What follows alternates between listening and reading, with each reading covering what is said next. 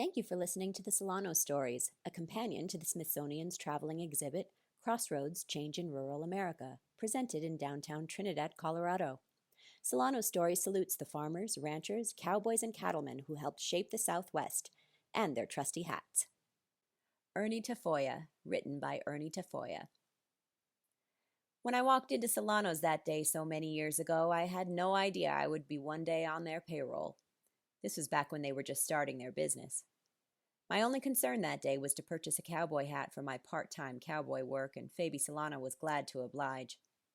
At the time, I was employed at Mesa Feed and Supply for Tom Owen, a.k.a. Jesse James, by the many racetrackers who were some of his favorite customers. Besides building saddles and doing other leather work at Mesa Feed, I also hauled feed, driving as far away as Denver, Colorado, or Lubbock, Texas, to bring the feed supply. I was born in Springer on March 10, 1936, to Samuel and Emma Tafoya, and was the eighth of their 9 children. My dad came from Taos and settled in Tafoya in the 1800s. Tafoya was a tiny community with a schoolhouse and post office about 10 miles north of Farley. My dad raised sheep, and I spent many childhood days caring for those sheep, accompanied by my faithful dog, Jeep. I grew up in the Farley area until I turned 14, at which time I left home to work for McDade's Land and Cattle Company in Gladstone.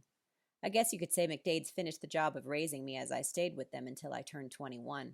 I spent a Christmas or two alone at cow camp, a long way from home. This was when I was 17 or 18 years old. Once I was sent out with my lunch packed in my saddlebag. At that young age, I was puzzled by what I found, which was a raw potato, a can of sardines, and some dough, along with a tobacco bag containing salt and pepper. Not knowing any better, I ate the sardines and potato raw and threw the dough away. My next time out, I was in the company of an old-timer, Wheeler Adams, from Tulia, Texas, who was leasing the McDade Ranch. Well, our saddlebags held the same lunch as before, and I had my first lesson in cooking out in the open. He had me dig a small hole in the ground and put rocks on the bottom of it. Then he built a fire with cow chips and proceeded to cook. The potato was fried in the sardine oil, then the sardine can became the baking pan for the dough. Haven't had a meal that tasted so good in a long time.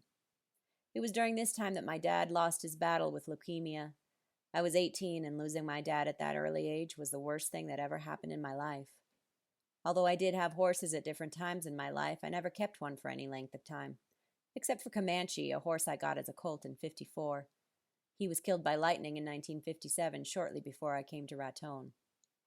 I moved to Raton in 1957 and started working at Mesa Feed. Also spent some time helping out at other ranches, mostly on weekends. These included Hennigans, Cowans, and Kings in Chico. Although I did rodeo a time or two, this was back in my younger, crazy days, so the hat never saw any of this action. I have to admit I hit the ground a few times due to some bad luck with bad-mannered horses. I suppose I got my rodeo blood from my uncle Rafael Tafoya, a bronc rider who broke horses. Getting married in 1969 was the best thing that ever happened to me. I don't know if I would still be living if I had remained single. I raised 2 stepdaughters and have been blessed with 5 grandchildren. I've seen a few roundups in my time. Some of my best cowboy memories came from working with my father-in-law, Al Barnum. He was the foreman of McAuliffe Cattle Company and would come to town and ask Tom Owen if he could borrow me to help move cattle when they were short-handed. His sense of humor and joking manner added much to the experience.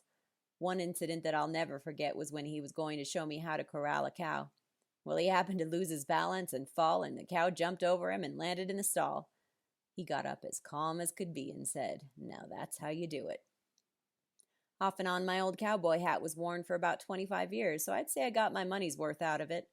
By the time I gave it away, I had quit the cowboy business, having long since given my saddle to a niece who decided horseback riding might be fun.